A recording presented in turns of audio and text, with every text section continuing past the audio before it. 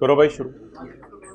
अस्सलाम वालेकुम। आज तो वही हमारी 3:30 बजे इंशाल्लाह क्लास होगी सरासिफ वाले रूम में ही, फर्स्ट फ्लोर पे, ताकि एमएफए वालों को उठ के, अच्छा उसमें मैंने दूसरी क्लास में सिर्फ एक न्यूमेरिकल पोर्शन से रखा है FRS 15 का कॉन्ट्रैक्ट मॉडिफिकेशन, ताकि उसमें कोई ज़्यादा दिमाग लड़ाने वाली चीज़ ना हो। एक कॉन्ट्रैक्ट मॉडिफिकेशन कॉन्सेप्ट है न्यूमेरिकल, वो इंशाल्लाह हम कोशिश करेंगे घंटे सवा में वाइंड अप कर दें। कॉन्ट्रैक्ट मॉडिफिकेशन एक कॉन्सेप्ट है, वो इंशाल्लाह हम करेंगे दूसरी क्लास में। अच्छा जी, कल जो हम पढ़े थे उसको रिज्यूम करते हैं। IFRS 15 वाला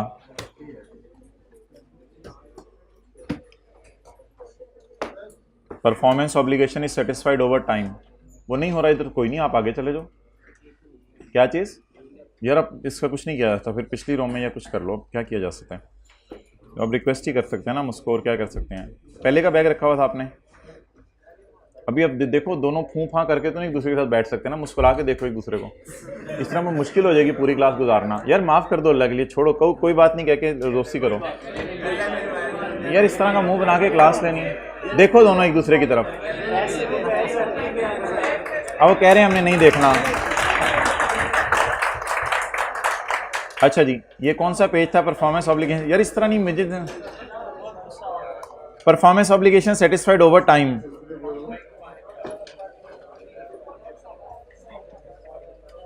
पेज नंबर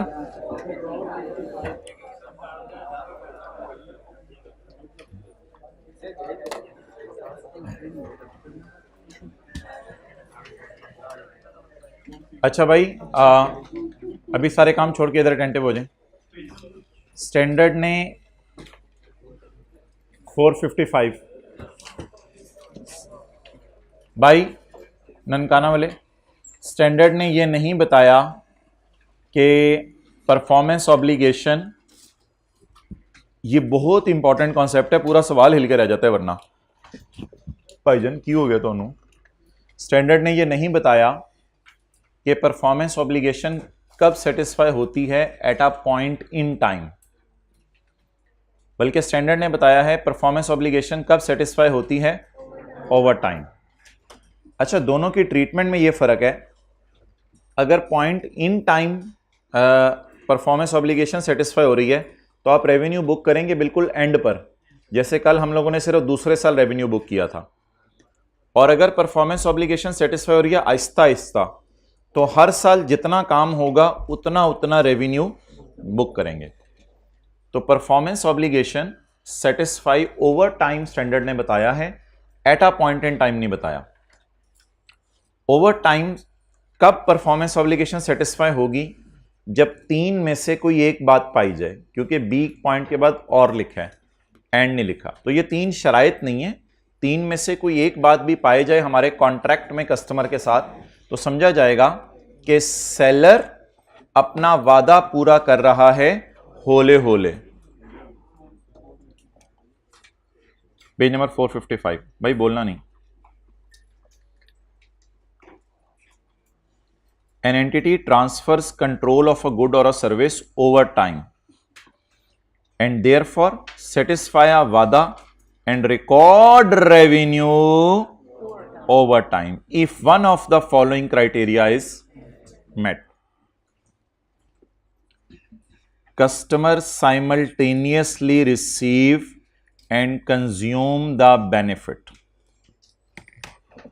बिजली आप साइमल्टेनियसली रिसीव भी कर रहे हैं और कंज्यूम भी कर रहे हैं, उसकी रोशनी में लिख भी रहे हैं साइमल्टेनियसली। और अगर आप 13 तारीख को वापडा की बिजली कैंसिल करवा के अपना जनरेटर खरीद के शुरू कर दें, तो पिछली बिजली का कोई मसला नहीं, क्योंकि वो आप कंज्यूम कर चुके हैं। ऑनवर्ड्स वाली बिजली आप अपनी इस्तेमाल कर लें, क्योंकि पिछली बिजली उसने भेज दी है, आपने साथ साथ कंज्यूम कर लिया। तो अब परेशानी वाली बात नहीं कि 13 तारीख के बाद क्या होगा, जो बिजली कंज्यूम हो गई वो हो गई। तो कस्टमर साथ साथ सर्विस ले रहे हैं और साथ साथ उसको इस्तेमाल भी कर रहे हैं। क्लीनिंग सर्विस है, हम 13 तारीख को जमादार को निकाल दें, कोई मसला नहीं, 13 तारीख को जमादार को निकाल दें, साथ साथ वो आपको सर्विस दे रहे हैं, साथ साथ आप कंज्यूम करें। 13 तारीख को किसी और नए बंदे को लें, उससे सर्विस लेना शुरू कर दें, तो कस्टमर उसका साथ साथ ही फायदा लेता रहता है। कोई ये नहीं होता कि हम कस्टमर को चीज़ दे देंगे, वो फ़ायदा बाद में लेगा हमारे जाने के बाद। तो वो कौन सी ऐसी चीजें हैं दुनिया में जो सेलर हमें दे रहे और हम साथ साथ इस्तेमाल कर रहे हैं? इनकी अब मिसालें हमने देखनी है। Customer simultaneously receive and consume the benefits provided by seller, provided by entities performance as the entity perform. जैसे जैसे वो परफॉर्म करते जा रहे हैं वैसे वैसे हम सर्विस रिसीव करते रह रहे हैं। जिम सर्विसेज, जैसे जैसे जिम उन्होंने खोला हुआ है वो परफॉर्म कर रहे हैं, सर्विस हम रिसीव कर रहे हैं। Electricity provided by electricity company, teaching service provided by college, security guard services provided by company. ये सिक्योरिटी गार्ड्स कॉलेज के नहीं है, ये कंपनी ने भेजे हुए हैं और कंपनी को पेमेंट करते हैं। Payroll services provided by an accounting firm, accounting firm कहती है हम आपकी सैलरीज हम कैलकुलेट करके दे देंगे। क्लीनिंग सर्विसेज, इन सब में बात क्या है? Customer simultaneously receive and consume the benefit. जैसे जैसे कस्टमर रिसीव कर रहे चीज वैसे वैसे बेनिफिट भी ले रहे। अच्छा, अब अगली मिसाल करते हैं अक्सान। कई दफा ऐसा होता है कि आप अपनी लैंड पर किसी कॉन्ट्रैक्टर को घर बनाने के लिए बुला लेते हैं। आप अपने घर किसी को अलमारियां बनाने के लिए बुला लेते हैं, यानी वो आपकी प्रेमिसेस में आकर काम कर रहा होता है। अब जैसे जैसे वो एसेट क्रिएट करता है, जैसे जैसे वो एसेट क्रिएट करता है वैसे वैसे कस्टमर कंट्रोल करता है। दो लफ्ज बोले मैंने, जैसे जैसे एंटिटी एसेट क्रिएट करती है वैसे वैसे कस्टमर कंज्यूम नहीं करता। और भाईजान ईंटों वाले कमरे में शिफ्ट होके चार डालने हमने, अभी तो छत भी नहीं डली ऊपर, तो कंज्यूम नहीं, कब्जा हमारा आता जा रहा है, कंज्यूम की इधर शर्त नहीं है। तो इसकी मैंने मिसालें दो दी हैं, उर्दू में लिख लें। हमारी लैंड पे कोई बिल्डर घर बना के दे रहा है, हमारे घर आके कोई लकड़ी का काम कर रहा है। हमारी लैंड पर बिल्डर घर बना के दे रहे हैं,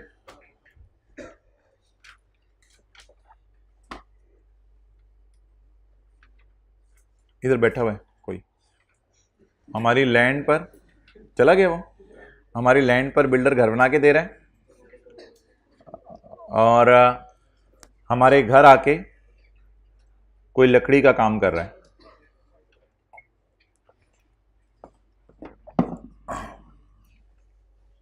जी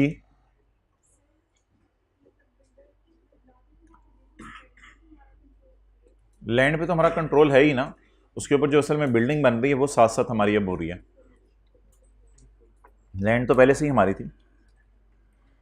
मतलब ये है कि मैं ना इसमें कुछ ऐसा एज्यूम करें कि मैंने सेलर को अपने घर आने दिया है। वैसे लोग घर तक आने नहीं देते, लेकिन मैंने सेलर को अपने घर तक आने दिया है और इधर आके हमें वो सर्विस दे रहा है, लेकिन मैं कंज्यूम नहीं कर रहा साथ साथ, बल्कि कोई एसेट क्रिएट हो रहा है जिसे मैं साथ साथ क्या कर रहा हूं? कंट्रोल कर रहा हूं।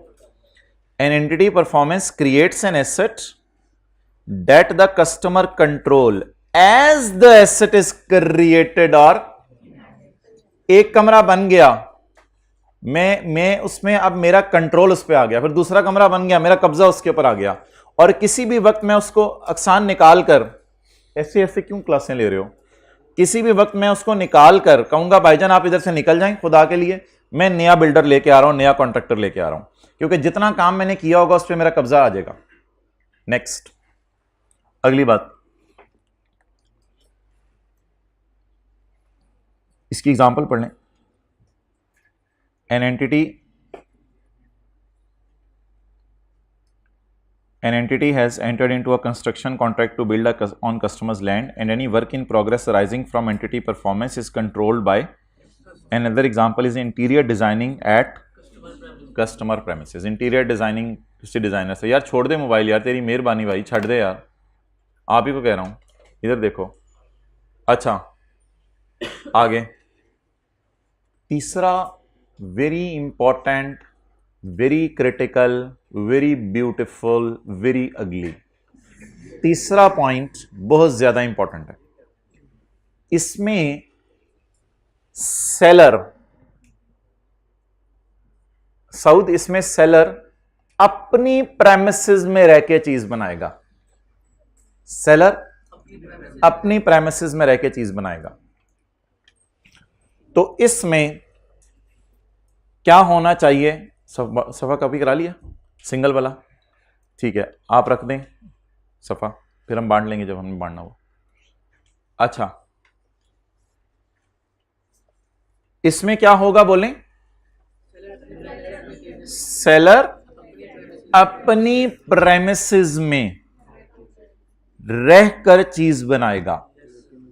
अब एक क्वेश्चन अराइज होगा, why he should record revenue over time? He is not, please अपना दिमाग दें, क्लास के शुरू में मैंने ये कॉन्सेप्ट किसी वजह से रखा है। अब एक सवाल अराइज होगा, सेलर तो अपनी प्रेमिसेस में रह के हमें चीज बना के दे रहे हैं, then why he is recording revenue? He is not creating and transferring me anything. I am not getting control over anything. I am not मैं ये कह रहा था कि जैसे जैसे वो चीज बना रहा है ना मैं उसे कंज्यूम कर रहा हूं, जैसे जैसे वो चीज बना रहा है ना मेरा उस पर कब्जा आ रहा है, क्योंकि वो तो अपने प्रेमिसेस में रह के बना रहा है। तो ये ना पॉइंट ए है ना पॉइंट बी है, ना मैं साथ साथ कंज्यूम कर रहा हूं, ना मैं साथ साथ, ना मैं अभी, ना मैं खाकी, ना मैं साथ साथ कंट्रोल कर रहा हूं। अब वो बंदा कैसे रेवेन्यू रिकॉर्ड कर ले ओवर टाइम? स्टैंडर्ड कहता है अगर दो बातें पाई जाएं, अगर दो बातें पाई जाए, पहली बात सुनिएगा और उसकी तफसील, फिर दूसरी बात सुनिएगा और उसकी तफसील, एंड यानी दो बातें सुनिएगा, पहली बात सुनिएगा और उसकी तफसील, और दूसरी बात सुनिएगा और उसकी तफसील। पहली बात यह है कि मैंने जो उसको व्हील चेयर बनाने को कहा है, वो व्हील चेयर एक स्पेशलाइज्ड नेचर की व्हील चेयर है, और वो इलेक्ट्रिक व्हील चेयर है जो वो आम लोगों के लिए नहीं बनाता। तो वो जो व्हील चेयर मुझे बना के दे रहा है, that has no alternative use to seller, उसका सेलर का कोई ऑल्टरनेटिव यूज नहीं है उसका। वो बेचारा अगर ऑल्टरनेट यूज करेगा भी तो इतना उसे कुछ चेंज करने पड़ेगा उसमें कि बेचारे उसको लॉस आ जाने, या वो बना तो मुझे सादा व्हील चेयर बना के दे रहा है, लेकिन मैंने कॉन्ट्रैक्ट में लिखवा दिया है कि तुम किसी को बेच नहीं सकते, या मैं कॉन्ट्रैक्ट में लिखवा दूं तुम किसी को बेच नहीं सकते, या वो चीज ऐसी हो कि प्रैक्टिकल पॉसिबल नहीं है उसके लिए किसी को बेचे, अनलेस के वो उसको चेंज करके बहुत काम शाम करके रीवर्क करके लॉस पे बेचे, बेचारा कुछ ना कुछ तो करेगा फिर बेचारा। तो पहली शर्त ये है कि उसे मैं कॉन्ट्रैक्ट के जरिए बाइंड कर दूं कि तुम किसी को बेचो ना, या उस चीज की नेचर ऐसी हो कि वो किसी को बेच ना सके। नेचर के एतबार से स्टैंडर्ड ने मिसाल दी है कि एक कंपनी है वो सैटेलाइट्स बनाती है, तो वो जो कंपनी सैटेलाइट्स बनाती है तो हर कस्टमर सैटेलाइट अपनी डिमांड के मुताबिक बनवाता है। तो अब वो एंटिटी, अगर एंटिटी को हम कह दें कि सैटेलाइट हम नहीं खरीद रहे, तो वह एंटिटी डूब जाती है बेचारी, कहती है मैं किसको बेचूं। तो कई दफा एसेट की नेचर ऐसी होती है कि सेलर किसी को बेच नहीं सकता, और कई दफा कॉन्ट्रैक्ट में मैं बाइंड करा देता हूं कि तुम किसी को नहीं बेचो। आजो बैठो, पहली शर्त यह है। दूसरी बताता हूं, एंटिटी परफॉर्मेंस, इसको ना मैं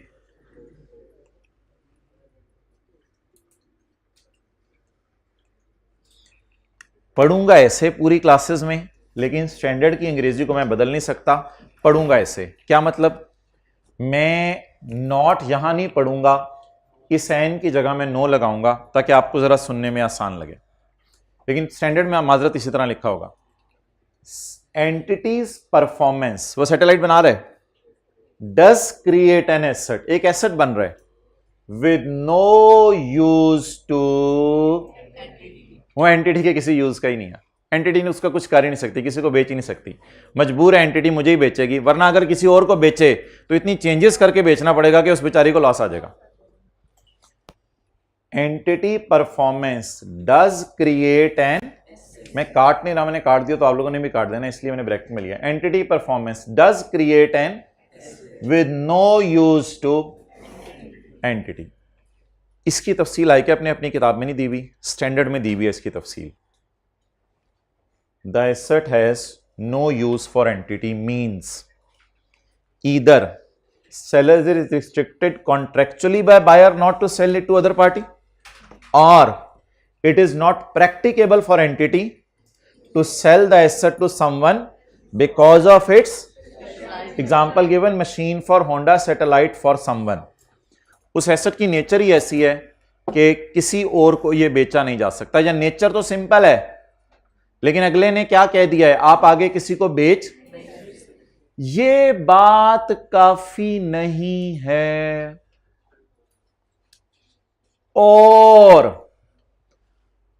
अगर किसी मौके पर कस्टमर इनकार कर दे कि मैं चीज नहीं लूंगा, कस्टमर अगर किसी मौके पर कस्टमर इनकार कर दे मैं चीज नहीं लूंगा, तो सेलर उससे अधूरे काम की cost plus GP, sale price, अधूरे काम की सेल प्राइस रिकवर कर सके। कौन इनकार कर दे? कस्टमर। क्या इनकार कर दे? तो अगर कस्टमर इनकार कर दे, यार मुझे नहीं चाहिए, सेलर कहे भाईजान तो मैं वो छनकना बजा रहा था इतनी देर से, मैं बीन बजा रहा था इतनी देर से बैठ के, तू पागल हुआ है, तूने इनकार कर दिया, अब मुझे पैसे दे। सेलर कह सकता है मुझे पैसे दे। तो कॉन्ट्रैक्ट में ये भी हो, ये जरूरी नहीं है कॉन्ट्रैक्ट में लिखा हो सकता है उस मार्केट की नॉर्म्स ऐसी हो कि उस मार्केट में सबको बताओ कि अगर कभी ऐसा हैंड हुआ सेलर के साथ, बेचारा इतनी मेहनत से सैटेलाइट बना रहा है, तो फिर कस्टमर क्या करके जाएगा? कंपनसेट। स्टैंडर्ड कहते हैं कंपनसेट का मतलब ये नहीं है कि कॉस्ट देके चला जाए, कॉस्ट प्लस प्रॉफिट देके चला जाए अधूरे काम का, ये कंपनसेशन है। हाँ फिर अधूरी चीज उठा के लेके जाएगा मेरे ख्याल से तो बायर, फिर उसने चीज क्या करनी है, फिर उठा के लेके जाए या फिर जो भी करें कंपनसेट करे वो। तो दूसरी शर्त बता दें, and the seller has a enforceable right, court में जाके राइट इनफोर्स कर सके अपना, ये नहीं कहते जबानी कलामी बात हो, has an enforceable right to payment for performance completed to date. का क्या मतलब? बस जिस दिन तक काम हुआ उस दिन तक के पैसे लेने का उसे क्या हो? राइट हो। यहां इसने कोई नहीं रखा हुआ लफ्ज कॉस्ट, सेल प्राइस, वो मैं स्टैंडर्ड की तफसील देख के बता रहा हूं आपको।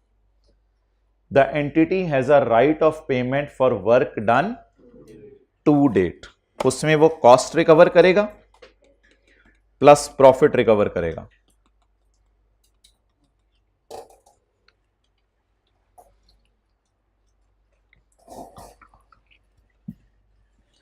अच्छा, इसमें ये लफ्ज डालें,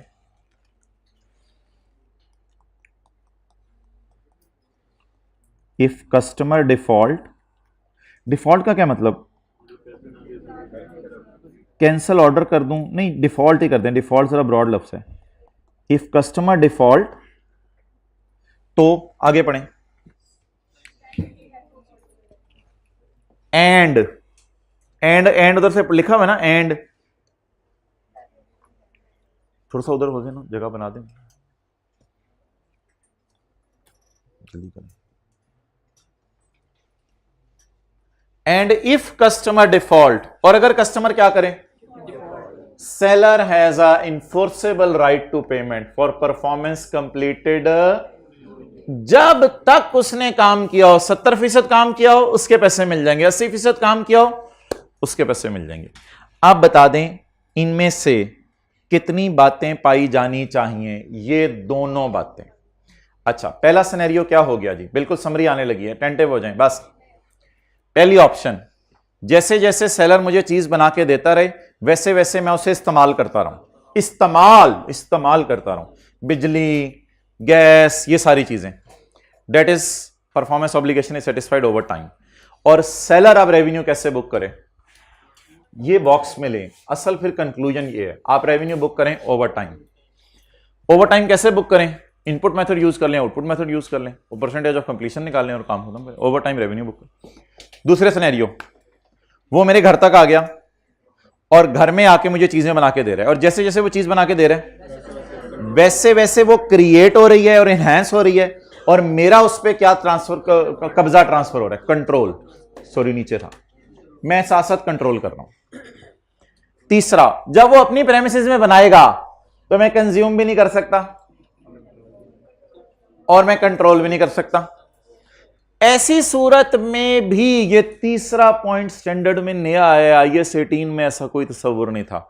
IFRS 15 से पहले स्टैंडर्ड था IAS 18 रेवेन्यू का, उसमें कोई ऐसा तस्वुर नहीं था। ये तीसरा पॉइंट आया है कि सेलर अपने घर रह के मुझे क्या करके दे रहा है? सेलर अपने घर रह के मुझे काम करके दे रहा है। सेलर अपने घर रह के मुझे काम करके दे रहा है। इसमें दो शर्तें पाई जानी चाहिए।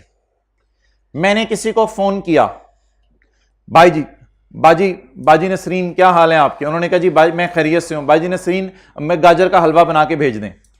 तो उसने फूड पैंडा पे अपना नंबर डाला हुआ था। मैंने कहा जी बाजी आप जो है वो मुझे जो है वो गाजर का हलवा बना के भेज दें। अब उन्होंने कहा जी खामोश यार क्या हुआ? अब वो सेलर हैं, मैं कस्टमर हूं। अब वो इधर आके तो नहीं करेंगे ना, वो तो अपनी प्रेमिसेस में रह के बना के देंगी। अब दो शर्तें पूरी होनी चाहिए। कितनी शर्तें? तो वो रेवेन्यू बुक कर लें ओवर टाइम। मैं एज्यूम कर रहा हूं गाजर का हलवा बनने में लगने हैं 12 घंटे। गाजरें खरीदनी, उनको काटना, फिर सही तरह से मैश मूश करके 12 घंटे लगने हैं। अब उन्होंने शाम 6 बजे काम शुरू किया 31 दिसंबर को। शाम 6 बजे काम शुरू किया 31 दिसंबर को, और 1 जनवरी को सुबह 6 बजे जाके काम मुकम्मल होना है। पूरी रात सो नहीं सकी। 1 जनवरी को सुबह 6 बजे जाकर 1 जनवरी को सुबह 6 बजे जाकर काम मुकम्मल होना है। अब 31 दिसंबर को 12 बजे क्या वो रेवेन्यू बुक करें? मैंने 5000 के हलवे का ऑर्डर किया है। अब क्या वो 2500 रेवेन्यू बुक करें या ना करें eight a point in time या ओवर टाइम, इस पे डिपेंड करता है दो चीजों पे। मैंने कहा है जी उसमें हरी मिर्च डालनी है।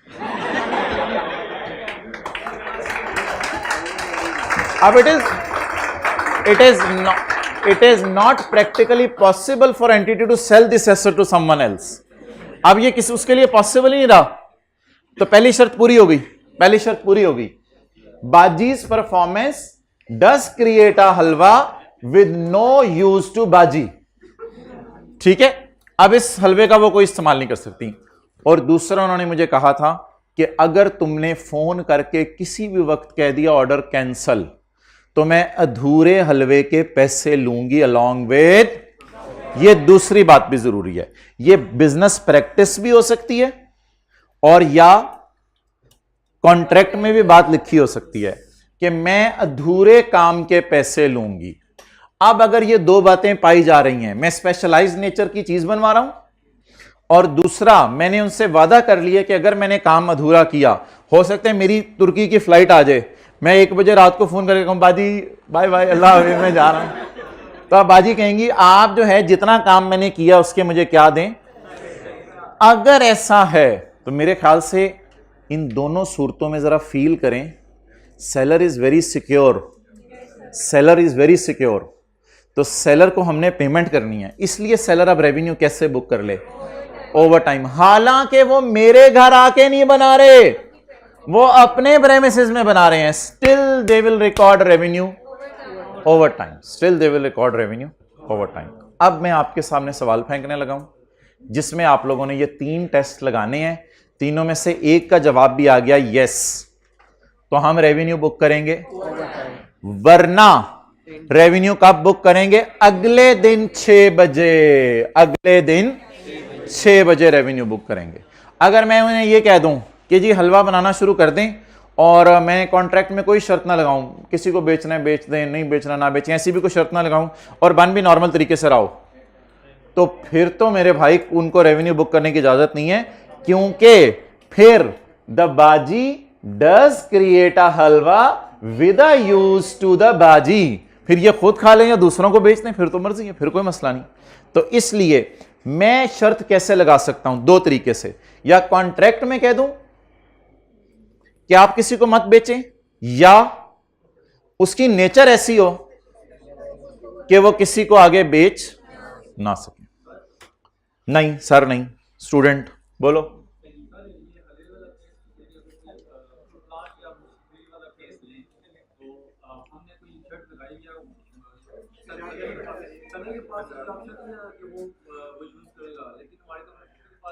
किसके पास? हमारे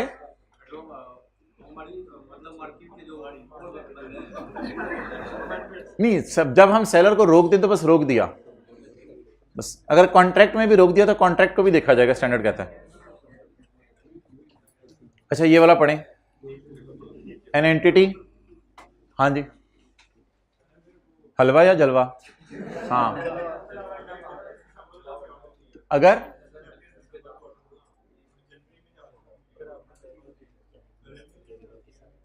31 दिसंबर को जितना परफॉर्मेंस कंप्लीट होगी उतना रेवेन्यू बुक कर लें। अगर ओवर टाइम है तो हाँ। स्टेज ऑफ कंप्लीशन देखें, हलवे पे कितना दूध डल गया, कितना डलना है, कितनी गाजरें कट गई हैं, कितनी कटनी है, परफॉर्मेंस देख लें, या किसी सर्वेयर को बुला के देख लें कि हलवा कितने % कंप्लीट हो गया है।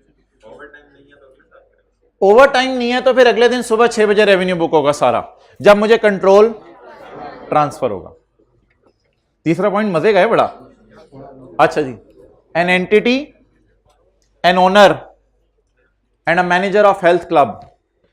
3 नाम है इसकी, एंटिटी है, ओनर भी है, मैनेजर भी है हेल्थ क्लब का, ठीक है, सेलर है ना। Enters into a contract with a customer for 1 year of access to any health club. The customer promises to pay 15,000 per month. बताएं, जैसे जैसे वो जिम सर्विसेज देगा वैसे वैसे ये कंज्यूम करता रहेगा, ठीक है, जैसे जैसे उठाएगा वैसे वैसे वजन, वैसे वैसे सारी चीजें, बॉडी बनती रहेगी। How the revenue should be recorded to this single performance obligation. The customer simultaneously. अब क्या करेंगे, ये अंग्रेजी हमें नहीं आती, हम स्टैंडर्ड में पैरा खोलेंगे 35 और ये वाली कॉपी पेस्ट करेंगे, डेडलाइन खामोश। कस्टमर साइमल्टेनियसली रिसीव्स, ऐसा ना करना पड़े मुझे खामोश कराने के लिए, and consume the benefit of entities performance at it performs by making health club available. उसने तो हेल्थ क्लब अवेलेबल कर दिया, बस आपने आगे इस्तेमाल कर रहे हैं। Consequently the entities performance obligation is satisfied. The best measure of percentage of completion is time base. यानी अगर महीने का 15,000 है तो अगर आपका दिल चाह रहा है 15 दिन के बाद रेवेन्यू बुक करना तो 7,500 कर लो। यहाँ टाइम बेसिस ही बेहतर है, यहाँ और कौन सी बेसिस होंगी परसेंटेज ऑफ कंप्लीशन निकालने के लिए, तो यहाँ बेहतर है टाइम बेसिस यूज कर लें। और साल के एंड पे 15,000 ज़रा 12 का रेवेन्यू बुक कर लो। अच्छा, an entity enters into a contract to provide monthly payroll service. Payroll service ये होती है कि जैसे जैसे हम आपको सर्विस देते रहेंगे वैसे वैसे आपकी तनख्वाहें एम्प्लॉयज़ की छुट्टी, एब्सेंट, बोनस वगैरह डाल के आप उनको पे करते रहेंगे। तो पेरोल सर्विस भी साथ साथ लोग ले रहे होते हैं। पेरोल सर्विस का मतलब ये होता है कि एंटिटी जाती है कॉलेज वालों के पास और उससे कहती है, मे बी अकाउंटिंग फर्म कोई आए कॉलेज वालों के पास, कि आपकी सैलरीज वगैरह हम निकाल देंगे। तो अब एम्प्लॉयज़ का आना जाना, अटेंडेंस का रिकॉर्ड, किस दिन आए किस दिन गए, कितना बोनस, कितना ओवर टाइम, वो सारा रिकॉर्ड खुद रखते हैं। तो वो जैसे जैसे सर्विस देते रहते हैं वैसे वैसे हम एम्प्लॉयज़ को तनख्वाह देते रहते हैं, तो ये भी साथ साथ कंज्यूम हो रही है। Enters into a contract to provide monthly payroll services to a customer for 1 year. The promised payroll processing services are counted for as a single वादा। ये एक सिंगल वादा है।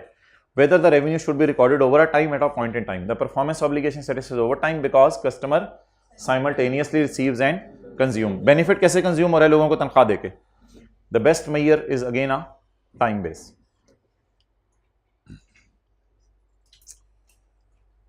An entity is developing a multi-unit residential complex.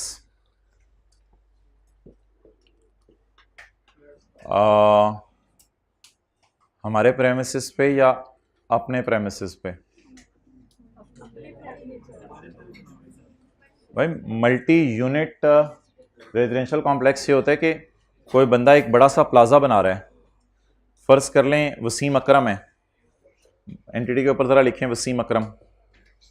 Wasim Akram is developing a multi unit residential complex. अब सारे लोग जाके अपनी जमीन तो नहीं थोड़ी थोड़ी दे देंगे, सर ये हमारी जमीन पे बना दें। वो तो मेरे ख्याल से सेलर की अपनी जमीन होगी जिसपे वो प्लाजा बना रहा होगा, और फिर लोगों को कहेगा इस प्लाजे में या दुकानें ले लो या घर ले लो। तो मुझे तो नहीं लग रहा कि ये हमारे प्रेमिसेस में आके कॉम्प्लेक्स बना रहे। An entity is developing a multi unit residential complex, यानी कि बहुत बड़ा रेजिडेंशियल प्लान है हमारा। 100 घर कराची के अंदर बड़ा कॉमन है, 100 घर हम बना के देंगे आपको, और हर घर वाला आ जाए और आके, अब वो लैंड घर वाले अपनी तो नहीं ला रहे होते, वो तो जिस बंदे ने ये प्रोजेक्ट लॉन्च किया है उसी की लैंड होती है। तो वो अपने प्रेमिसेस पे रहकर रेजिडेंशियल कॉम्प्लेक्स खड़ा करें, मल्टी यूनिट, मतलब डिफरेंट घर होंगे, इसके डिफरेंट फ्लोर्स होंगे। आ कस्टमर सर आसिफ, उधर क्या लिख लिया एंटिटी के साथ, उसी बड़ा गौर से एग्जांपल करनी है पूरी। A customer sir Asif enters into a binding sales contract with the Wasim Akram for a unit, के तीसरे फ्लोर पे कोने वाला घर आपने मुझे देना है जिससे बाहर खिड़की और सड़क नजर आती हो। तो for a specified unit, multi units में से एक यूनिट सर आसिफ ने कहा मुझे दे देना, हम कस्टमर हैं sir Asif, date is under, वो भी काम कंस्ट्रक्शन में है, वो काम कर रहे हैं, आहिस्ता आहिस्ता काम करके दे रहे हैं। Each unit has a similar floor plan, हर घर का फ्लोर प्लान एक ही है, कमरे वगैरह, वॉशरूम वगैरह, kitchen, and is of the similar size, 5-5 मरले के सारे पोर्शन है। But other attributes of units are different, for example location of unit within the complex, location किसी की सड़क की तरफ है, किसी मशरिक मगरिब की तरफ, ये तो नेचुरल सी बात है। जब कॉन्ट्रैक्ट शुरू हुआ तो वो 1 जनवरी 2008 था। Price of 1 unit is 30 lakh, 5 मरले का घर हमने 30 लाख का आपको बना के देना है। So what is the transaction price, identify the contract with customer, step 1। Step 2, determine the performance obligation, performance obligation घर बना के देना है, और दूसरा डिटरमिन ट्रांजैक्शन प्राइस, और एलोकेट तो करने की जरूरत नहीं ट्रांजैक्शन प्राइस, क्योंकि एक ही चीज है, घर बना के दे रहे हैं। The expected date of completion is 2 साल। हलवा 6+6 12 घंटे में बनना था, ये घर 2 साल में बनना है, 24 महीने। Entity year and is 31 December, entity का ईयर एंड 31 दिसंबर है। परसेंटेज ऑफ कंप्लीशन उसने दे दी है, लेकिन पता नहीं मैं ये लगाऊं या ना लगाऊं, बड़ा तेज है। परसेंटेज ऑफ कंप्लीशन उसने दे दी है, मैं पहले डिसाइड करूंगा कि ये ओवर टाइम है या एटा। वो कहते पहले साल मैंने 60% घर मुकम्मल कर दिया, और बाकी 40% अगले साल मुकम्मल हुआ। अब मुझे ये क्लॉजेज एग्रीमेंट की पढ़ के आपने बताना है कि उन 3 में से कोई बात, ये परसेंटेज धोखा है, ये सर है तो लगा दें, लुट मची हुई है तो लगा दें, पहले देखें तो सही कि चक्कर क्या चल रहा है। एक बात अभी तक पता चली है कि वो अपना कॉम्प्लेक्स बना रहा है, हमें वहां पे घर देगा, तो अपने प्रेमिसेस पे वो चीजें बना के दे रहा है। अच्छा, customer pays a 10% deposit, customer कितने पैसे देगा on 1 January 2008, refundable only if the seller fails to complete the construction. अगर बीच में सेलर का इरादा बन गया, यार मैं नहीं, वसीम अकरम ने कहा यार मैं क्रिकेट खेलने जा रहा हूं, मैं जा रहा हूं यूरोप जा रहा हूं, या मैं क्रिकेट खेलने, मैं नहीं रेजिडेंशियल कॉम्प्लेक्स बना रहा, और मैंने कहा व्हाट इज दिस, उसने कहा दिस, लो अपने पैसे पकड़ो जाओ, 3 लाख रुपए ना पकड़ो, ऐसे रोला मचा रहे हो, 30 लाख तक किधर, कितने 30 लाख नहीं मुझे मिल रहा, 3 लाख हमने एडवांस दिया था, वो हमें वापस कर देगा। कब कब कब, अगर वसीम अकरम का माइंड बदले, अगर सेलर का माइंड बदले। अच्छा चलें ये तो छोड़ें, पता नहीं माइंड बदलता नहीं बदलता, कॉन्ट्रैक्ट की तरफ वापस आए।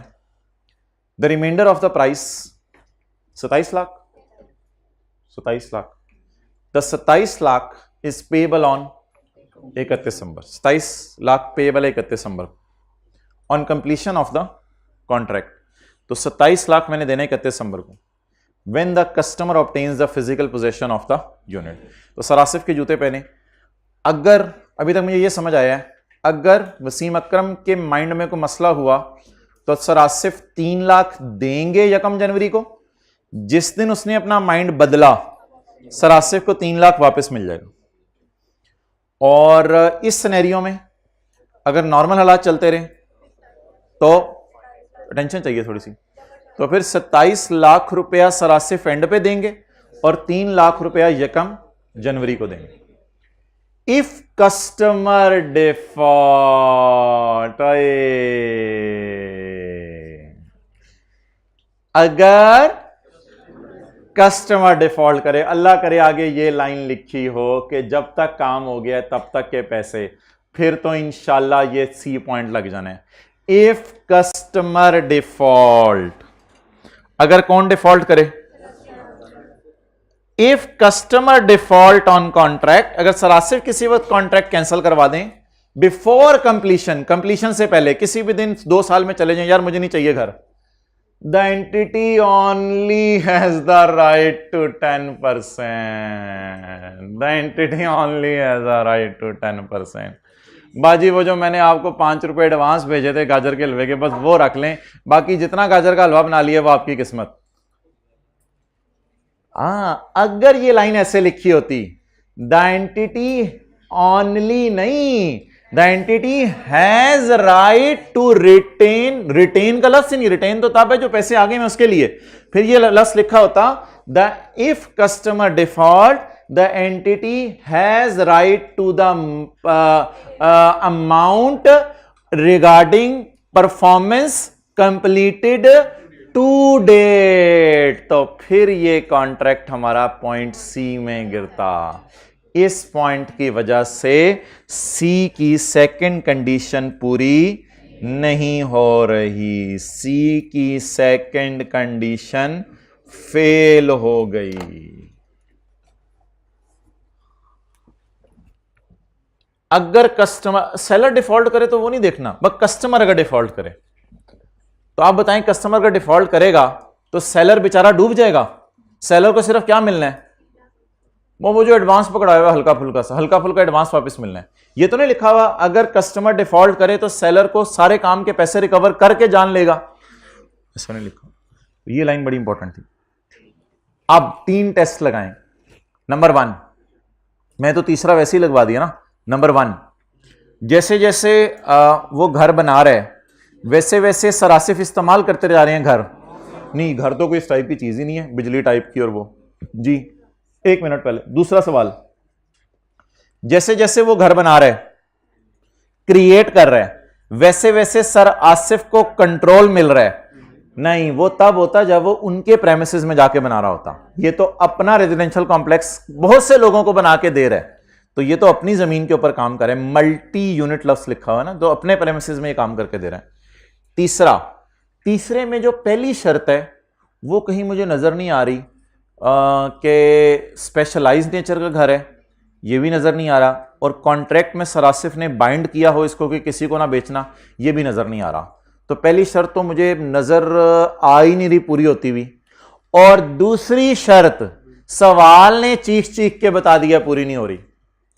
The seller has only right to, बिल्कुल ओनली, बिल्कुल है, छोटे से पैसे, वो जो पैसे तुम लोगों ने एडवांस दिए थे सिर्फ उसके ऊपर राइट है। आप बता दें तीनों में से कोई भी शर्त पूरी नहीं हो रही। तीसरी में 2 बातें होनी थी, उसमें पहली बात मुझे नजर ही नहीं आ रही कहीं पूरी होती हुई, और दूसरी बात लिखी नहीं हुई, वादे लिखी हुई है, और पहली 2 वैसे ही पूरी नहीं हो रही। आप बता दें 60% का चार्ट डालना है, कुछ भी नहीं करना है 60% का।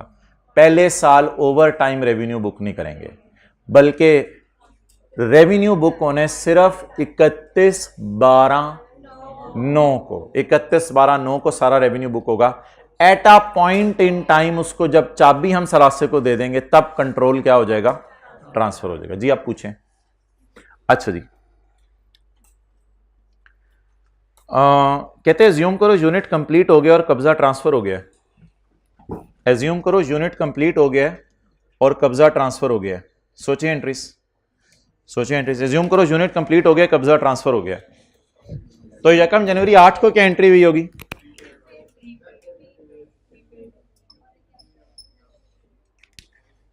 मेरा ईयर एंड 31/12/8, मेरा अगला ईयर एंड 31/12/9। अच्छा जी,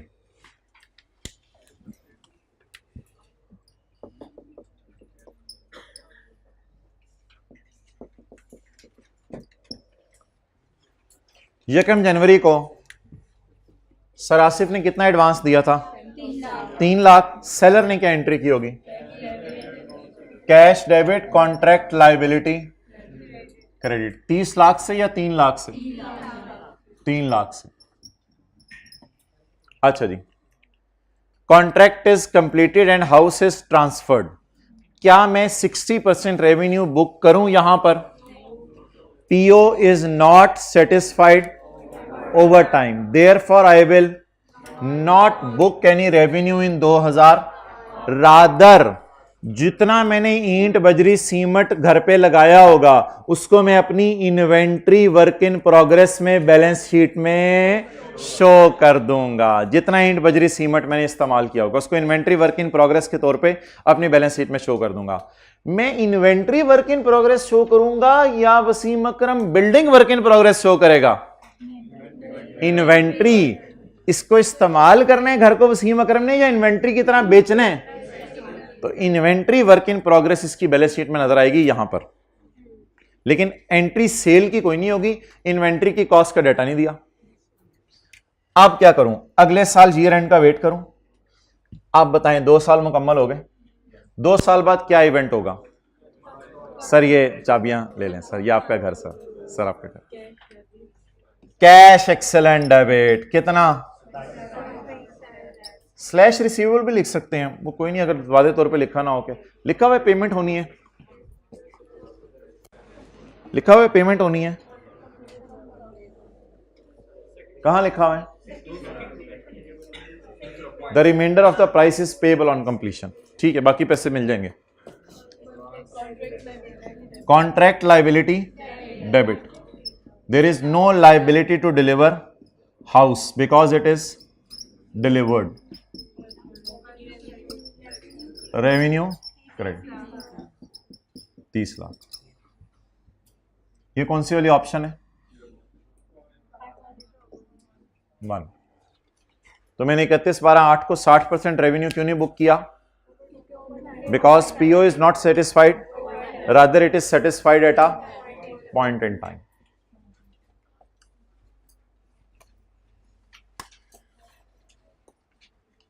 दूसरा scenario,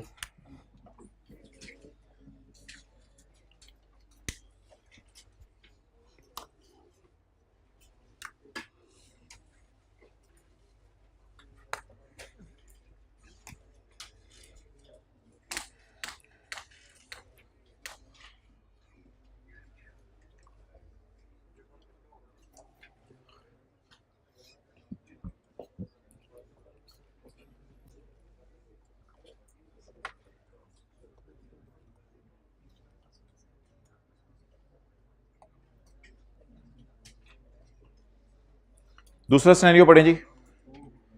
entity allocated unit to another customer on यकम मार्च। 2 महीने बाद एंटिटी ने सरासी को फोन करके कहा सॉरी सर, हम आपको घर नहीं बेच रहे। What is this? सर हमें बिल क्लिंटन का फोन आया बाहर से, उसको हमने ये घर देना है। अब बात खत्म है, अब जो मर्जी कर लें आप, हमें किसी और कस्टमर ने कह दिया सॉरी, सॉरी सर, फोन बंद। द एंटिटी एलोकेटेड, जबरदस्ती, द यूनिट टू एन। मुझे लग रहा है कि एंटिटी फेल्स टू कंप्लीट वाला सिनेरियो है। Fails to complete for us, बाकी कंप्लीट अपने लिए करती रहे, हमें क्या है। एंटिटी फेल्स टू कंप्लीट वाला सिनेरियो लग रहा है, मुझे तो यही लग रहा है। एंटिटी ने मेरे लिए कंप्लीट करने से इनकार कर दिया। ये वाला पहला सिनेरियो तो यहां से लिंक हो रहा था ना, ये वाला कि बकाया पैसे इस दिन दे दो। तो entity fails to complete, entity ने इनकार कर दिया, कहते मैंने नहीं। क्या करें आप? सर तो 3 लाख दे चुके हैं। It is refundable if the entity fail होगी। अब तो ये आप पैसे वापस कर दें सरासिफ को। इस दिन क्या एंट्री होगी? 1 जनवरी को।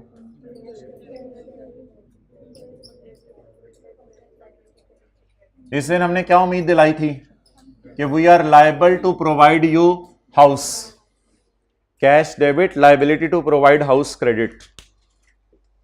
और 31 मार्च को जब हमने फोन करके कहा we will not sell you house, non refundable है रिफंडेबल है? रिफंडेबल है तो फिर वापस कर दें। Contract liability debit,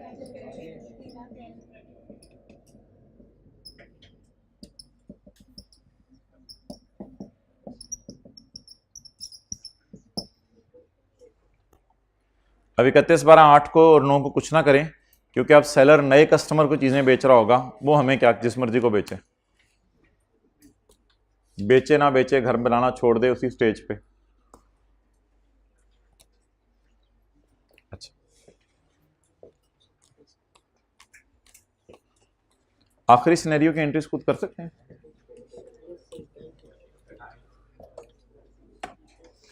entity complete sir unit, sir sir sir आपका घर बन गया सर, 31/9 को सर घर बन गया, कस्टमर डिफॉल्ट, चालक घर घर बन गया, नहीं लेना मैंने। एंटिटी सोच रही है अब किसी और को भेज देते हैं यार। ये वैसे हमने कब कहा होगा एंटिटी कंप्लीट सा यूनिट, कब कहा होगा जरा सोचें। एक्सेलेंट, 31/9 को कहा होगा सर आपका घर बन गया, पर कस्टमर ने क्या कर दिया, इनकार कर दिया। क्या इसने आप पेमेंट करनी है for performance completed to date? नहीं करनी, बल्कि अब जो है हम इसका कस्टमर का 3 लाख डकार मार के खा जाएंगे, कस्टमर का 3 लाख खा जाएंगे। नहीं नहीं, अदर इनकम नहीं, रेवेन्यू में जाता है। अच्छा जी, 1 जनवरी को हमने क्या एंट्री की थी? अच्छा,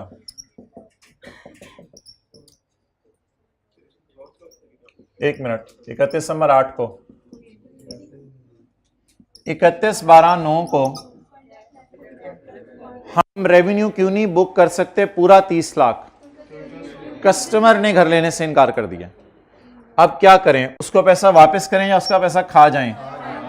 खा जाएं। If the customer defaults the entity only has the right to retain the, अब ये डिपॉजिट हमारे पास ही रहेगा।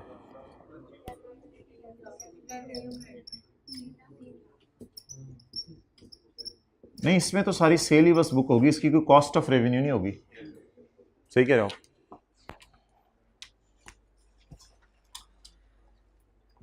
खैर,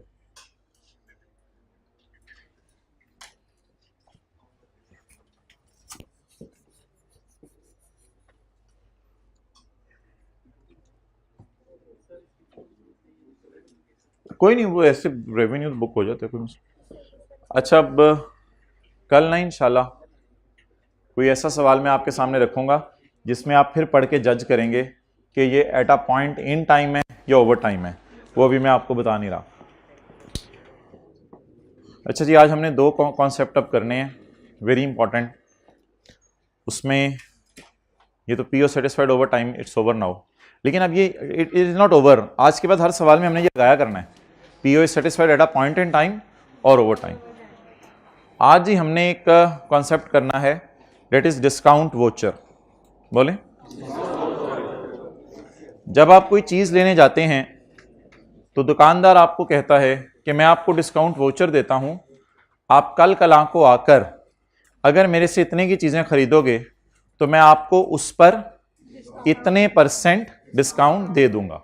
अच्छा, इस सवाल के सॉल्यूशन में मैंने सुस्ती की हुई है, मैंने ये एंट्री लिखी है एक दफा और फिर क्या है, इस सिनेरियो में ये एंट्री होगी, इस सिनेरियो में कोई एंट्री नहीं, ये वाली एंट्री होगी बाद में, और इस सिनेरियो में ये होगी। लेकिन सही सॉल्यूशन इसका ये वाला है कि हर एंट्री को बार बार करें, ये एंट्री 3 दफा अलग अलग करें। अच्छा जी, डिस्काउंट वाउचर, वाउ नहीं, हाँ जी, क्या लेके आना था? क्या? ओ हाँ, बेगम को भी भूल गया, मुझे भी भूल गया। अच्छा जी, page number 476।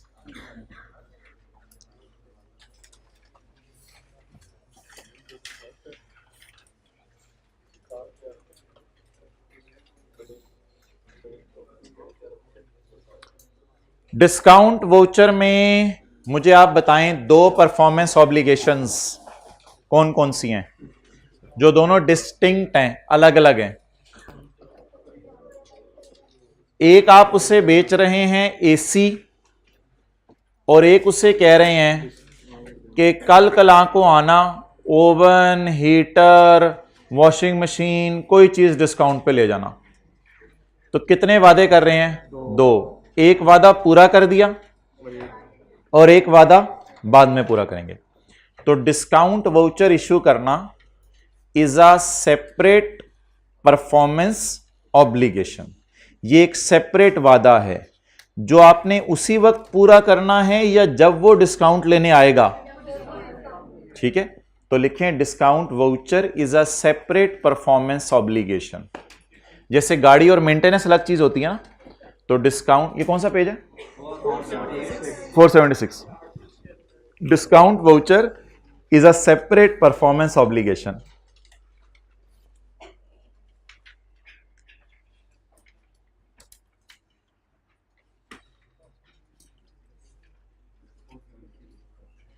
An entity, seller, enters into a contract for sale of product A।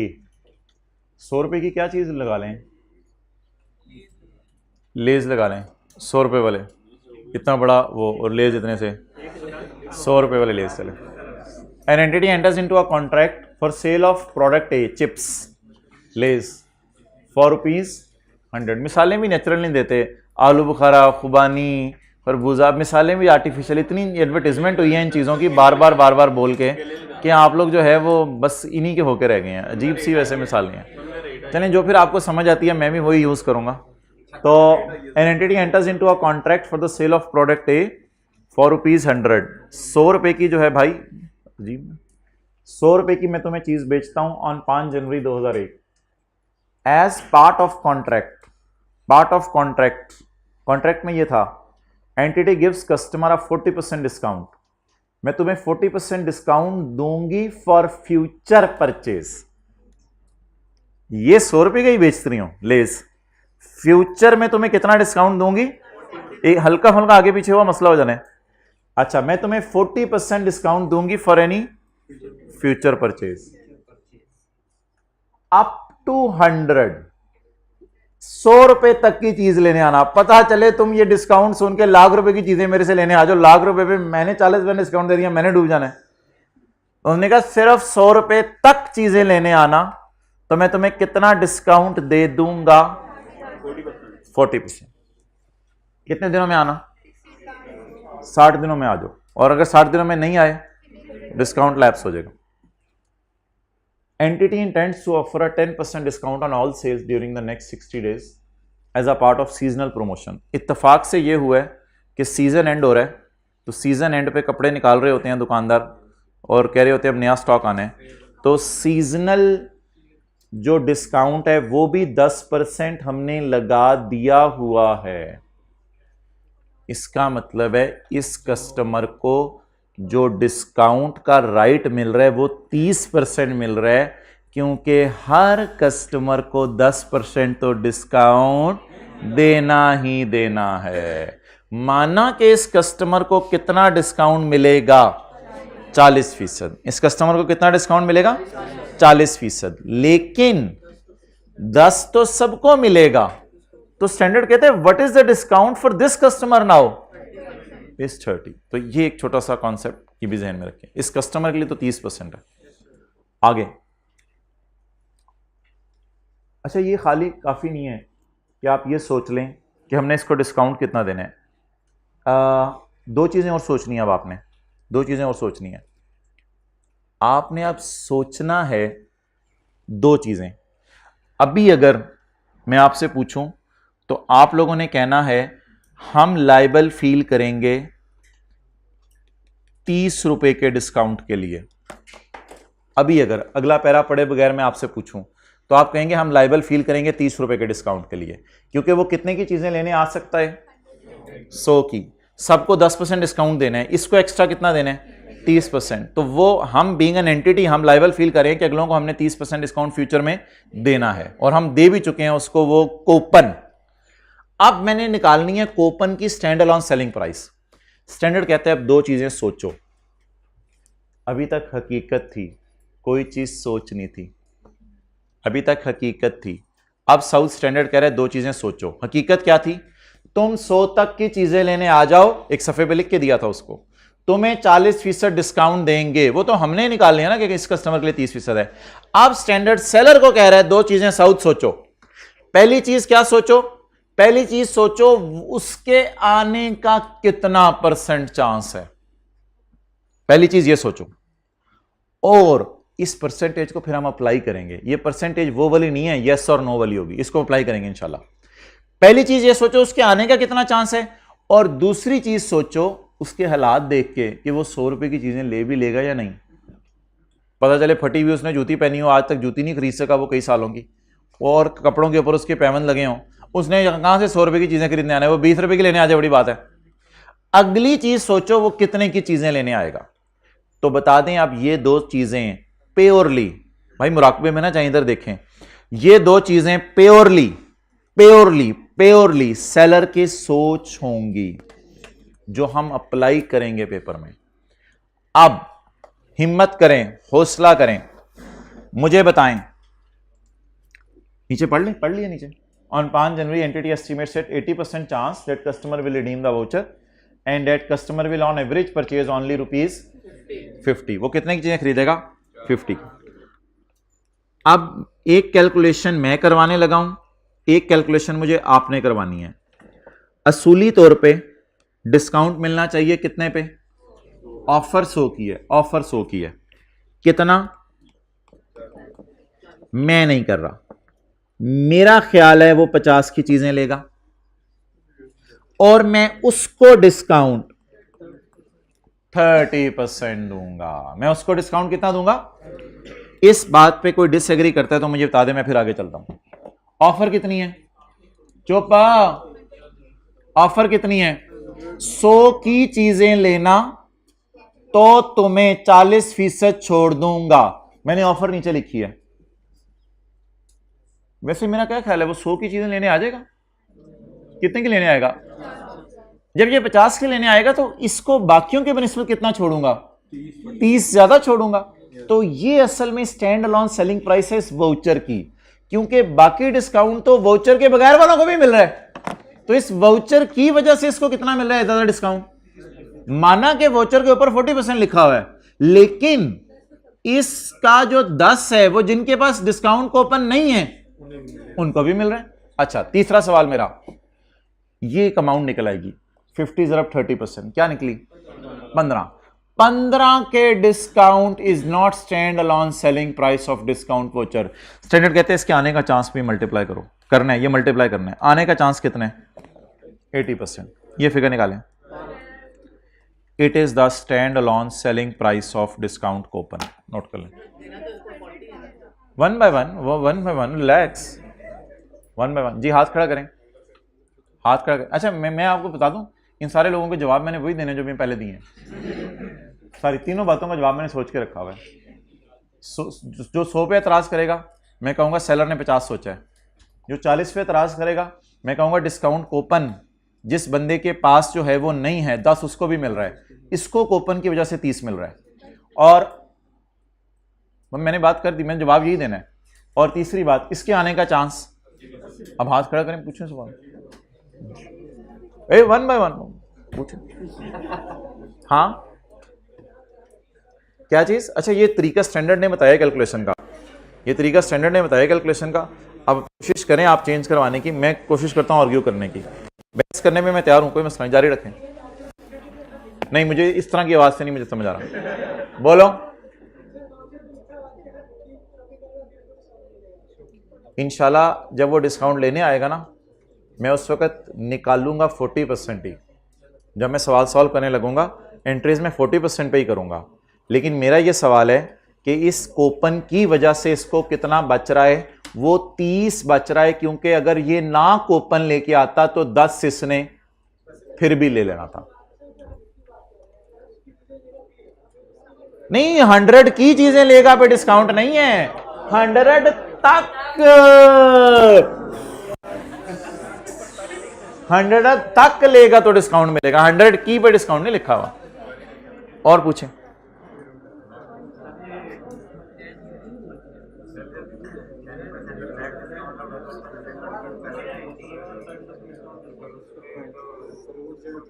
इसीलिए तो उन्होंने वो 30% कहा दी, वो चीज उन्होंने वहां से इनकॉर्पोरेट कर लिया।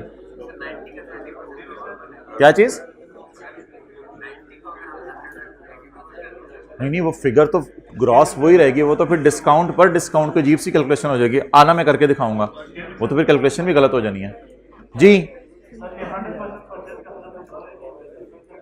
और जिगर दोबारा बोल, आप लोग चुप करो भाई। हाँ जी, 100 परचेज करनी ही नहीं, अप टू 100 पे तुम्हें डिस्काउंट दे दूंगा। 100 तक जितनी 1 रुपए की भी परचेज करोगे तो भी तुम्हें दे दूंगा। इसका मतलब ये नहीं है कि 100 या उससे ज्यादा करोगे, 100 तक तुम खरीद लेना, 100 से ऊपर अगर खरीदोगे तो मैं डिस्काउंट नहीं दूंगा। ओके चलिए जी।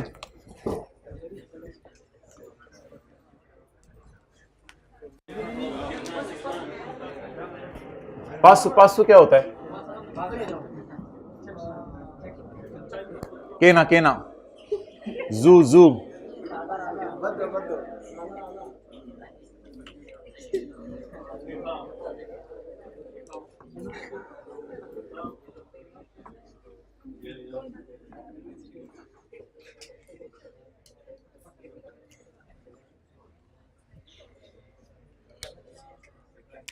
अच्छा जी,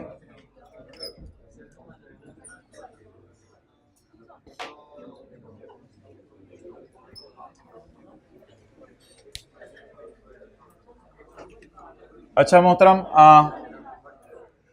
an entity sells product A on 5 January कितने रुपए की बेची है जी?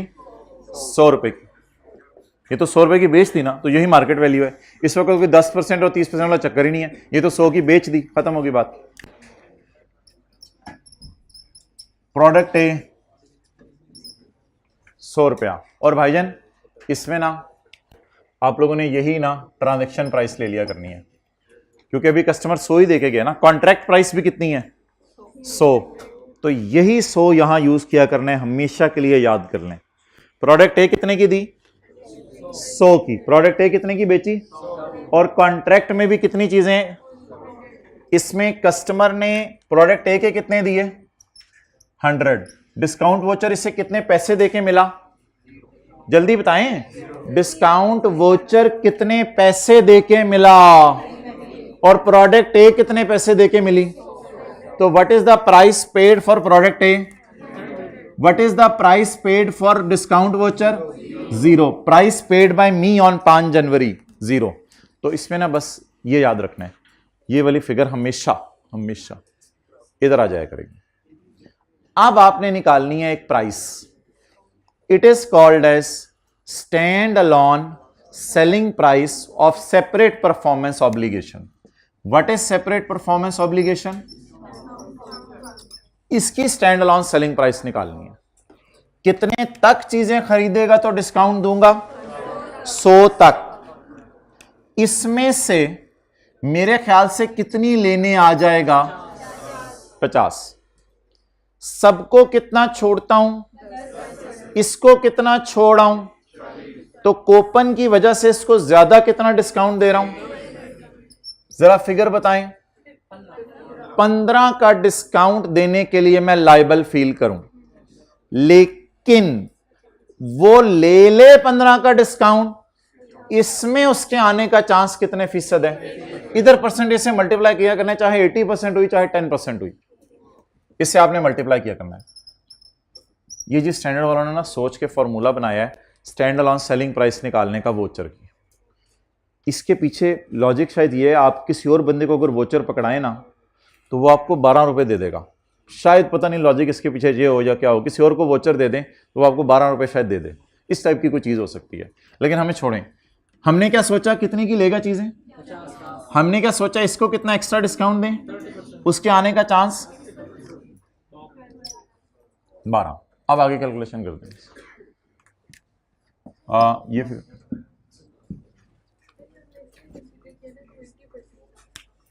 नहीं नहीं नहीं नहीं नहीं, ये ना प्लीज, इसमें थोड़ा सा स्टैंडर्ड पे डिफरेंस है IS 1037 में और उसमें। इधर 80% इस वजह से नहीं लिया कि हाई चांस है, इधर मैंने क्या अगर 5% भी हो तो आपने अप्लाई करना है। इधर ये 1037 वाले की तरह डील नहीं करना कि 50 से कम है तो इग्नोर कर दें, 50 से ज़्यादा तो मल्टीप्लाई कर दें, ऐसा कुछ सब्र नहीं है। ये हमेशा परसेंटेज आपने अमाउंट पे डायरेक्टली लगा देनी करनी है। I agree with you, I 100% agree with you, it is bit different from IS 37। ठीक है, जब मैं पहली दफ़ा जब ये एग्जाम्पल पढ़ा था स्टैंडर्ड की, ये तो स्टैंडर्ड कुछ थोड़े साल पहले आया है, तो मेरे भी जहन में यही सवाल आया था, लेकिन स्टैंडर्ड ने 2-3 जगह लिखा हुआ है, हर जगह एग्जाम्पल्स में भी, यार ये परसेंटेज लगा दो, बस लगा दो तो लगा दो जी। अब सादा सादा काम कर रहे हैं। 11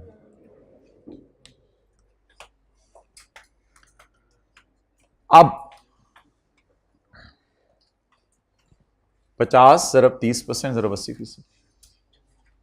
अब आप मुझे बता दें, वो तो काम उसी तरह किया ना यार, अब इधर क्या घूर घूर के क्या देख रहे हो। 100 डिवाइडेड बाय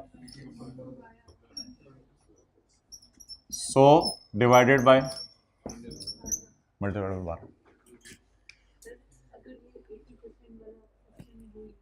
जी। अगला सवाल मैं कराता हूं, उसमें आता है, इसको काट दें भाई। अब क्यों, ये धोखा है, धोखा है। कभी एंट्रीज कर देंगे हम, दीवानगी में हुए तो पता नहीं किसी धुन में मगन हुए तो ये एंट्रीज गलती से कर जाएंगे। आप बताएं जी, 5 जनवरी को क्या एंट्री करूं? कैश डेबिट, दुकानदार के पास कितना आया? 100 रुपया। Revenue product a credit, contract liability, क्या इसको रेवेन्यू में डाल दूं या लाइबिलिटी टू गिव डिस्काउंट है? कितना? 15 का 80%, 15 का 80%, यानी ये, लेकिन ये तो यूज ही नहीं हो सकता असल में ये, तो 11 तो कॉन्ट्रैक्ट लाइबिलिटी। जी मोहतरम, डिस्काउंट अगली सेल पे मिलेगा, लेकिन इस प्रोडक्ट की वजह से मिलेगा, इसलिए इस प्रोडक्ट को भी हमने सेल 89 पे बुक कर दी। कमाल की बात पकड़ी आपने। यही तो कॉन्सेप्ट स्टैंडर्ड कह रहा है कि ये दोनों चीजें इंटर रिलेटेड हैं। असल में प्रोडक्ट ए भी बेच रहे हो और डिस्काउंट भी दे रहे हो। अगर प्रोडक्ट ए ना बेचते तो ये भी डिस्काउंट ना देते। इसका मतलब है थोड़ा सा डिस्काउंट एलोकेट कर दो, किसको? प्रोडक्ट ए को। अच्छा, फ्यूचर में वो 60 दिन में आ जाएगा या हो सकता है ना आए? बोले, हो सकता है आ जाए, हो सकता है ना आए। अच्छा, अगर 60 दिन में आ गया, क्या 50 की चीजें ही लेके जाएगा या ज्यादा या कम की भी लेके जा सकते हैं? अच्छा, एक बात आपको मैं बता दूं, अब मल्टीपल ऑप्शंस है मेरे सामने सवाल में। अगर ऐसा हो तो क्या होगा, अगर ना आए तो क्या होगा, अगर आ जाए तो क्या होगा। अब जो भी ऑप्शन हुई ना अगली, आपने एक काम करना है, ये अकाउंट फौरन किताबों से खत्म करना है, क्योंकि जब डील फाइनलाइज हो रही हुई ना तो रिफंड लाइबिलिटी एक अकाउंट होता था, वो मैंने कहा था किताबों से खत्म कर दिया करें, वो कंफ्यूजन क्रिएट करता है। अगली एंट्री में जो मर्जी करूं आपके सामने, एक काम आपने मुझे फौरन करा दिया करना है, this account should not exist in books now. Why? Because ये अकाउंट 11 पे पड़ा है और डेबिट भी 11 से ही होगा, तभी इसका कैरी डाउन 0 आएगा, वरना ये अकाउंट का बैलेंस किताबों में पड़ा रहेगा और डील खत्म हो चुकी होगी, इसका कोई तुक। अब अगली 3 ऑप्शंस है मेरे पास, मैं जिस मर्जी ऑप्शन की तरफ जाऊं, एक चीज आप लोगों ने मुझे बतानी है, मैं क्या डेबिट करूंगा कितने से। अब अगली ऑप्शंस में ये अकाउंट आपने मुझे जरूर खत्म करवाना। डन। ऑप्शन 1 देखते हैं जी, customer made the purchase of 50। तुक्के हमारे देखिए, अल्हम्दुलिल्लाह, customer made the purchase of 50। क्या तुक्का लगा हमारा, उसने 50 की चीजें खरीद ली, एडिशनल प्रोडक्ट्स ऑन 20। हाँ, अल्लाह का शुक्र है, 60 डेज में आ गया, 60 डेज में आ गया। और उसने कितने की चीजें खरीद ली? 50 की। This is option number 1। अच्छा जी, एक अकाउंट तो किताबों से खत्म करें, कितने से? 11 से। ये अकाउंट तो किताबों में अब रहने की तुक नहीं है। अगला आपने डालना है कैश। अगला क्या डालना है? कैश। प्लीज यहां 40%। क्यों? और भाईजान डिस्काउंट वोचर जब वो दिखाएगा, वो तो मैंने उसकी स्टैंड अलोन सेलिंग प्राइस निकालने के लिए 30% यूज किया था। अब जब वो कस्टमर आएगा, तो कस्टमर जब चीज खरीदेगा, 50 रुपए का चिप्स खरीदेगा, छोटा वाला चिप्स का पैकेट, तो कस्टमर क्या कहेगा? सर 40% छोड़ दें। Please try to understand, these are all estimates, but now हम हकीकत की तरफ जा रहे हैं। आगे है वो मुझे क्या पकड़ाएगा आके? सीजनल सब फर्क करें, वो मुझे क्या पकड़ाएगा आके? सर ये डिस्काउंट वोचर। हम कहेंगे हाँ यार आप 2 महीने में आ गए हो, बैठो जरा नीचे, कारपेट पर से उठा दिया। अच्छा यार कितने की चीजें लेनी है? 50 रुपए की। तो डिस्काउंट वोचर दिखाना। हाँ 40% तुम्हें छोड़ने हैं, 50 अरब 40%। ठीक है, तो 20 तुम्हें माफ कर देते हैं, बाकी रोकड़ा दे दो। ठीक है, वो कहानी अलग थी पता, गेम है पूरी है, वो कहानी अलग थी। That was a calculation for calculating the stand alone selling price of that voucher. That is, ये सारा डाटा अकाउंटेंट के पास है, ये सारा डाटा बायर के पास नहीं था। हाँ बायर को शायद ये पता हो सीजनल डिस्काउंट इतना है, लेकिन जब बायर डिस्काउंट अपना वोचर लेके आएगा तो कितना डिस्काउंट मांगेगा? 40। अब बातों को ना सीधा सीधा ले आए। वो फेयर वैल्यूज निकल रही थी पहले चीजों की। कितने की चीजें ली हैं? हम कितने पैसे छोड़ेंगे? ऑफ 50, 30 रुपीज उससे ले लेंगे। बैलेंसिंग रेवेन्यू, बैलेंसिंग एंट्री में बैलेंसिंग रेवेन्यू आ जाया करें। ठीक है, क्रेडिट से क्रेडिट कर लें, डेटर डेबिट कर दें, वो तो आपकी मर्जी है। कैश के साथ स्लैश डेटर लिख दें। रेवेन्यू 41।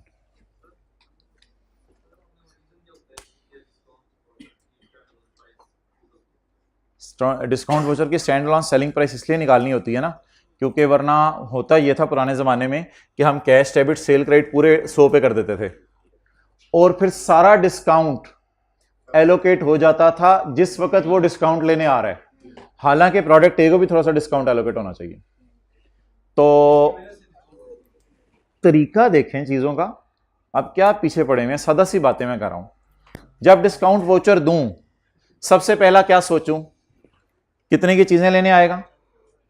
दूसरा सवाल क्या सोचूं? उससे कितना मैं डिस्काउंट दे रहा हूं लोगों से हटके, 30। और तीसरा सवाल क्या सोचूं? ये सारी सोच है। मेरा अंदाजा ये है मैं उसे इतना डिस्काउंट दे रहा हूं लोगों से हटके, मेरा ख्याल है वो आ जाएगा। ये तरीका है फेयर वैल्यू निकालने का। किसकी? फेयर वैल्यू या stand alone selling price discount voucher की। जब ये निकल आई, अब जब वो आएगा तो उससे पैसे 30% डिस्काउंट देके ना मांगेगा, उसने चपेड़ मारनी है, उसने वोचर दिखाना है, कितने % डिस्काउंट लेके जाएगा? 40% डिस्काउंट लेके जाएगा। और एक क्लास से कई होती थी, मैं उसमें रेवेन्यू भी करके दिखाता था कि रेवेन्यू ये क्यों आ रहा है और इसकी 41 की लॉजिक क्या है। लीव इट यार, जितना टाइम अब है आप लोगों के पास, प्लीज पेपर पास करवाने के लिए ये चीजें करवा रहा हूं, जितनी पेपर के लिए काफी है वो करवा रहा हूं, फिर भी पूछो यार, टाइम जाया करो। वो मैं लॉजिक फिर तुझे बता दूंगा कि 41 में क्या क्या छुपा हुआ है। यहां तक आपको बात समझ आ गई सारी? अगली डील मुझे करवा दें बस। अगर अगली 2 एंट्रीज आप लोगों ने मुझे करवा दी तो किसमें क्या छुपा हुआ है ये हमारी डिस्कशन से इस वक्त बाहर है चीज। फिर तो रेवेन्यू की रिकॉन्सिलिएशन बनाना आई के अपने सिलेबस में नहीं रखा हुआ कि इतना रेवेन्यू था, कितना है और कितना क्यों।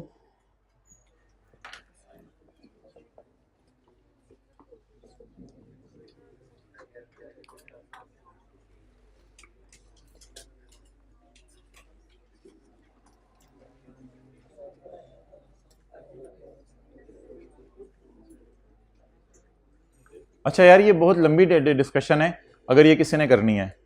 आपने कितना डिस्काउंट देने का सोचा था? 11। 50 इंटू 0.4 कितना दिया? 20। कितना देने का सोचा था? 11। कितना दिया? 20 का डिस्काउंट दिया।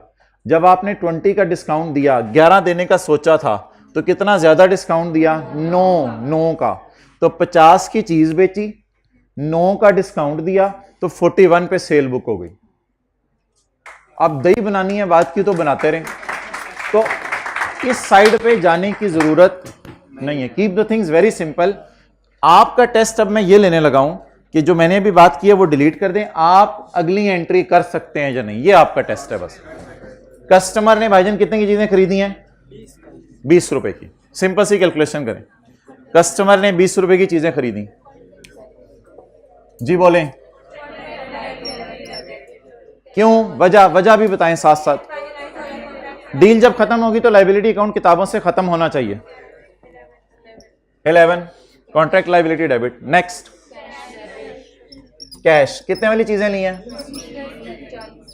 -40% ऑफ 12 रुपए मुझे मिल जाएंगे। Balancing revenue 23।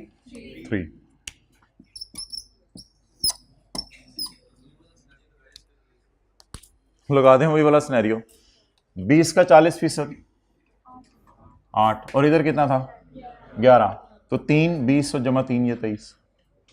इन चक्करों में पढ़ने की जरूरत नहीं, पता नहीं किन चक्करों में पड़े हो। स्टेप 1 क्या है? लाइबिलिटी अकाउंट खत्म करें। स्टेप 2 कैश रिकॉर्ड करें। स्टेप 3 लिख लें जी, लाइबिलिटी खत्म करेंगे, कैश रिकॉर्ड करेंगे, फिर रेवेन्यू बुक करेंगे। लाइबिलिटी खत्म करेंगे, डिस्काउंट वोचर है ना, डिस्काउंट वोचर में ये बता रहा हूं, हर जगह ये रूल नहीं है। लाइबिलिटी खत्म करेंगे, कैश रिकॉर्ड करेंगे और रेवेन्यू। हाँ जी,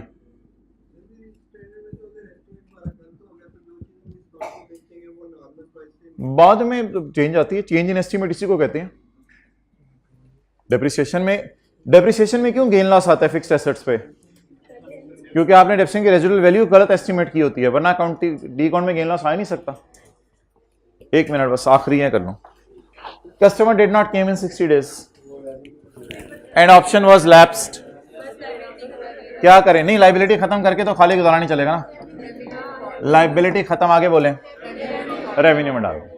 लाइबिलिटी कैश तो नहीं लाएगा वो, कैश कितना लाया? आया ही नहीं। बैलेंसिंग लिखे रेवेन्यू के साथ।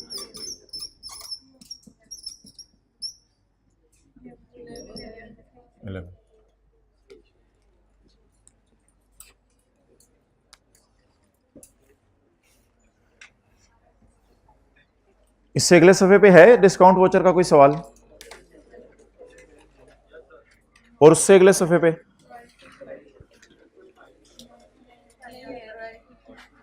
अच्छा चलें ठीक है, वो मैं होमवर्क में डाल दूंगा। छोटा सा सवाल है फिलहाल जी। अब आप करें पास पेपर का क्वेश्चन नंबर 11, उसकी एडजस्टमेंट नंबर मुझे बता दें और वो यहां पे लिख के चले जाएं। Past paper question number 11, adjustment number बताएं। 3, यही लिख लें दोबारा। Past paper question 11, adjustment number 3, 512। हाँ बना दो दूसरा पार्ट।